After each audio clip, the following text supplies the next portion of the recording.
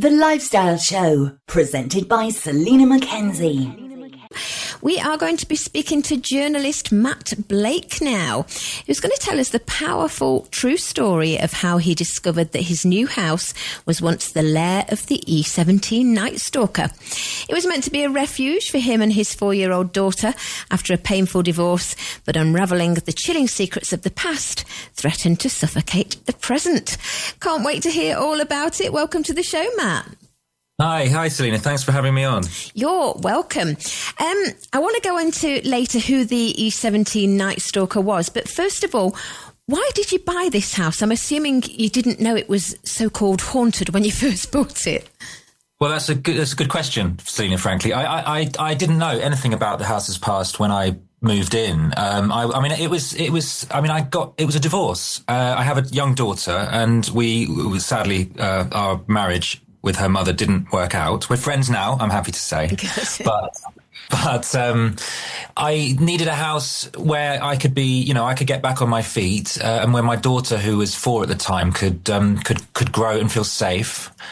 And also her mother had moved into the area already, so it needed to be near her. As I sort of say in my book, in Hearth of Darkness, that near enough that we could handle pickups and drop-offs, but not so close that we might bump into each other in the park or the pub. Fair enough. But that's how I ended up finding this place, and it was during lockdown in 2021, towards the end of we all remember coronavirus, I think, don't we? We do. Try not to, some of us, but so it was, a very sort of frantic, sort of face mask and frantic kind of experience of 15-minute speed date with a building is how I kind of remember it, to make the biggest financial decision of your life, right? So I found this place and it seemed fine, so I went for it. I could afford it and it's in Walthamstow, by the way, in northeast London. And is it an old house? An old building? Old house, yes. It was built in the late 1880s. So it's about 130 odd years old now, right. A bit old. Okay. So how long had you been there when the first thing started to happen?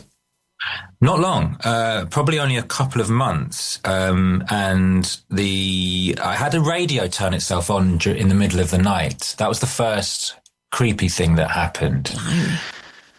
It was playing a Pulp song, Misshapes, which is one of my favourite bands from younger. So that was, but it's quite a haunting song, Misshapes. So one person I spoke to, a psychic, which I think we'll probably talk about this in a moment, won't we? But she said that the song choice could have been significant. Okay. And what else happened? A shower started to turn itself on?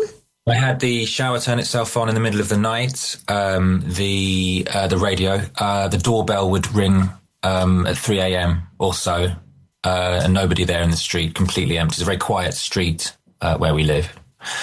I woke up one night. The weirdest thing that happened was I was alone in the house, asleep, and I was woken by a kind of this whirring sound. And I kind of blinked and groggily kind of looked about, and I realised a coin was spinning, coming to the end of a spin on my bedside drawers. And I cannot tell you how that happened, why it happened. It's also important to tell you I don't believe in ghosts. I was going to ask you that, actually. So yeah. You don't, okay.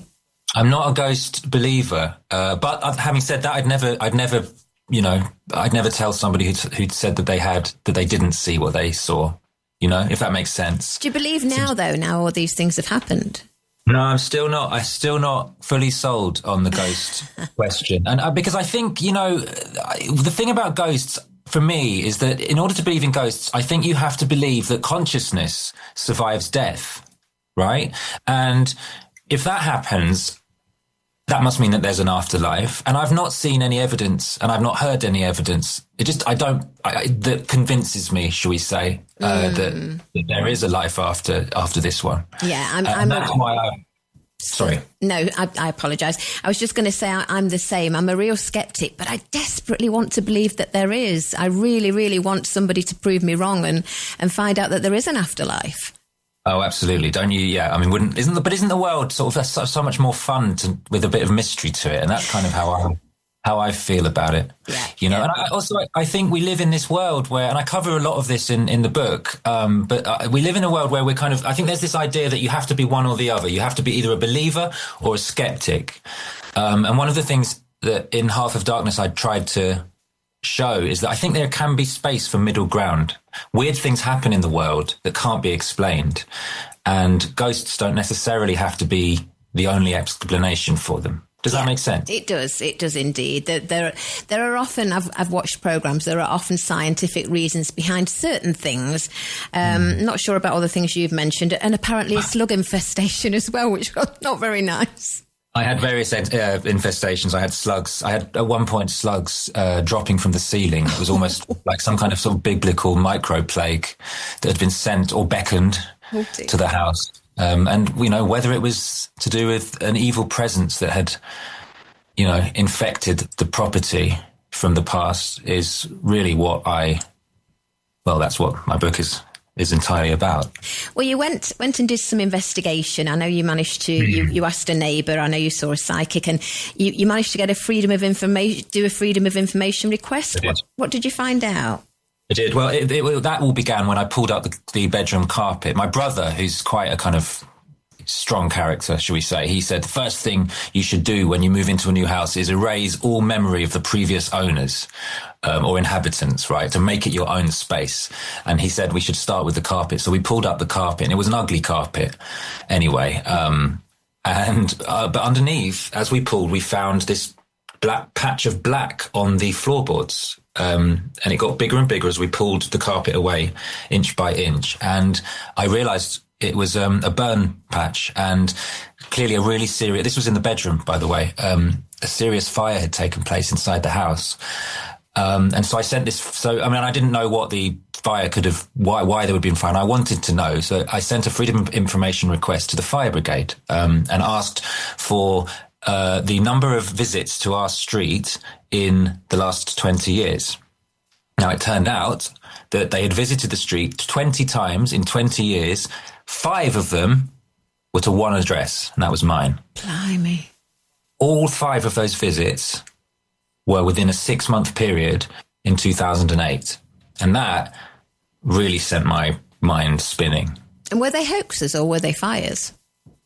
2 of them were what the fire brigade called primary fires, which is the most serious category of fire per their system. And it means fires in domestic dwellings where people could be injured or, and the other 3 were what they described as malicious calls, hoax calls. Basically. Right. Okay.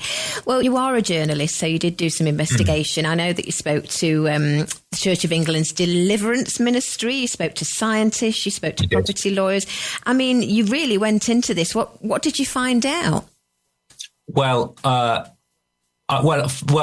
should I tell you about the house's past, or should I go? Yes, let's do that. Are you waiting for that? Just because it's important, because after the fires, I spoke to neighbours to ask if they remembered the fires, and some of them did. And one of them told me that they used to call my house the firehouse.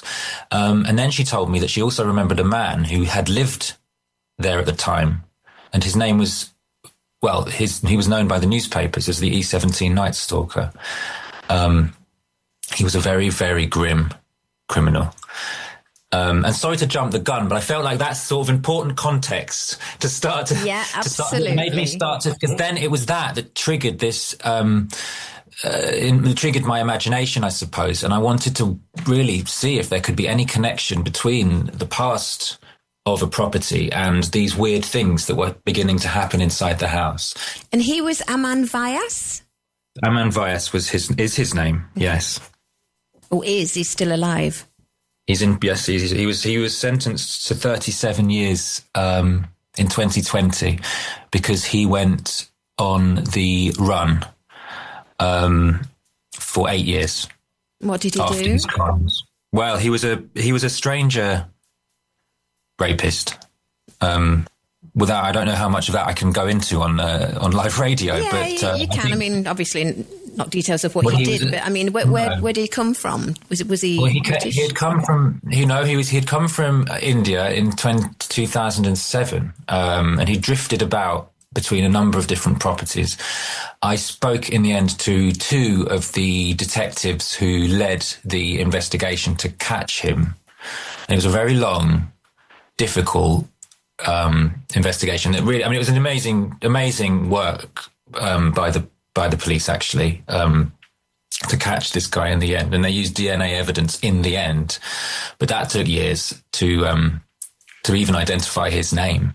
Because he wasn't on the DNA database. Of course, they had his DNA from the crime scenes, but he was a stranger rapist. So he would leave the house and attack lone women at night, randomly, apparently. Really, I really can't overstate how unpleasant this man was and the things that he did. And his final victim, he killed in the children's playground around the corner from where I live. And it's a playground I know really well. We've played in there. My daughter and I have played in there many times. And that really, I felt really sick, I think. Yeah. To the stomach after learning about these things. And this grim connection, I've suddenly felt like we almost had, sharing this space, connected not by time, but by space. Yeah, not only the playground, like you say, the house that you live in, and you're walking in his footsteps. I mean, that is really eerie. That's right. And crucially, he didn't, as far as I know, commit any crimes inside the house. So nobody was killed in the house. Nobody was attacked here that I know of. Mm-hmm.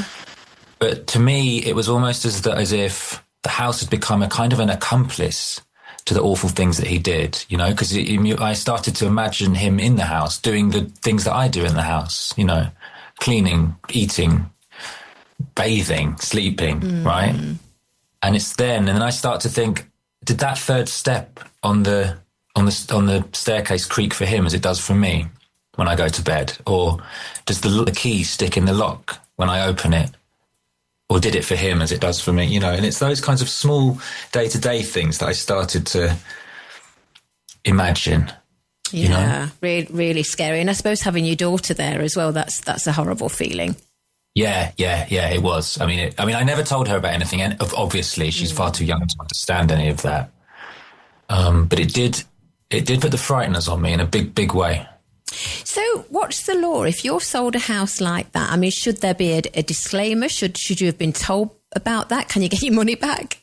It's a really interesting question, and I did look into this, and the short answer is no. The starting position for all property sales is a Latin phrase called caveat emptor, which means buyer beware. In other words, you have to ask the questions in order to find out. You have to do your research, basically. So a seller is not obliged to tell a prospective buyer about for example, if a murderer had lived in the house. It's, I think that law should be changed, quite frankly. Well, there is a precedent. There was a family called the Sykes. I mean, very quickly, there is a legal precedent to this. About 30 odd years ago, there was a family in the north of England who found out that on the Channel 5 documentary, they found out that their home had been the scene of a murder. A dentist had murdered his stepdaughter and hid parts of her around the house. Oh. And they were so freaked. Yeah, and it was quite a well-known crime at the time, but they had no idea. Nobody had told them. And they were so freaked out, they instantly moved out, sold the house at a quite significant loss of thousands of pounds, and tried to sue the vendors for not telling them. But in the end, I think the Court of Appeal, it went as far as the Court of Appeal, and they lost because it's not considered a material fact. I'm surprised, though, because I thought when murders did happen in the house, like you think of 25 Cromwell Street, and there's one in Derby where I'm from, Mick Philpott killed his children in the house. That's right. And both those houses have been knocked down. Yes, and I think the West's house has also been knocked down, but they knocked them down, I think, to stop. It's more about creating sort of the mythology around these houses. I think it's more to do with stopping people from, rubberneckers and going to get a piece of, exactly, true crime buffs. Yeah. Yeah. So are you still living there now? I am. I'm still here now, and it's fine. And and I think you asked me about all the people I don't know how long we have left to talk about We've got this. Another few minutes, no problem. Well, I spoke to a quantum physicist about whether or not energy can linger in an environment for long after the the energy of a past event could maybe linger in a space and affect the present. I spoke to smell scientists, which was really interesting because it's this idea of emotional residue, they call it. And I wondered if whether on some level, feelings, this is the science of whether feelings can linger in an environment after the person who's had them has gone. And there are smell scientists who said, our sense of smell is so much more powerful. We're like glorified rats, humans, is one of them told me. And I mean, the idea that, could this evil person's sort of emotional intensity have in some way absorbed into the walls like cigarette smoke in wallpaper? And could I then be picking up on it later down the line? I'm not unconvinced. I think there's a chance that maybe that could be the case. And honestly, Matt, as a journalist, are you tempted to get in touch with him and ask him any questions? I wrote to him in prison. Yeah, I did. He didn't reply. Okay. I'm afraid. But there are quite strict rules for journalists contacting prisoners in prison, and one of them is that you can't speak about the crimes for which they've been imprisoned. Right. Okay. But I did write to him to ask, and that's to do with victims. I think to do with reopening old wounds for victims, which is understandable, right? Because he did leave a trail of devastation. I mean, there are people whose lives were completely ruined by this man. So I did feel like it was important to be as sensitive as I could be to that. While the story I've written isn't about them, and it's not really about him in a way. It's about what can evil linger, and if your house had a dark past, would you want to know? Yeah, very interesting question. Well, the book is called Hearth of Darkness. It's Matt's first book, and it's your first book. It's Matt's first book. It's by Matt Blake, and that's the question. If your home had a dark past, would you want to know? This is a true story. We're selling the book right now on our website, TRE.radio. Matt, if people want to find out more about you, are you on social media? Yes, I'm on Instagram. It's probably the best place to find me. I'm on Twitter too, but I use Instagram more. And I'm Matt Blake UK, at Matt Blake UK. Matt Blake UK. Well, thank you for telling us your story. I bet you had a great Halloween, didn't you? Well, yeah. Well, the book has actually just come out on Halloween, so congratulations. Wishing you lots of luck with the book. Thanks very much indeed. It's a My pleasure. pleasure. Bye-bye. Bye now.